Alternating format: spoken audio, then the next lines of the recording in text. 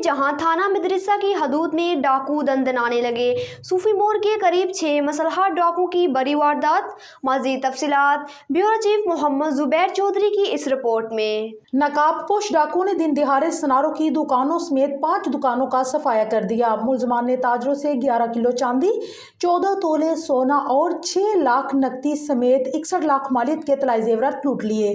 Car सवार मुलजमान लूटमार करके मौका से आसानी फरार होने में कामयाब हो गए। पुलिस थाना मदरसा ने मौका पर पहुंचकर मुलजमान की तलाश शुरू कर दी है। मुतासरा ताजरों में मोहम्मद नियाज, मोहम्मद नईम और मोहम्मद मुमताज शामिल है। वारदात की फुटेज PKN न्यूज को मौसूल हो गई। फुटेज होने के बावजूद पुलिस मुलजमान को गिरफ्तार करने में नाकाम दिखाई देती है। फुटेज में देखा जा सकता है कि डाकू किस तरह देदा दलेरी से वारदात कर रहे हैं। बढ़ती हुई वारदातों पर शहरी ने IG पंजाब और वज़ीर आला पंजाब से नोटिस लेने का मुतालबा कर दिया।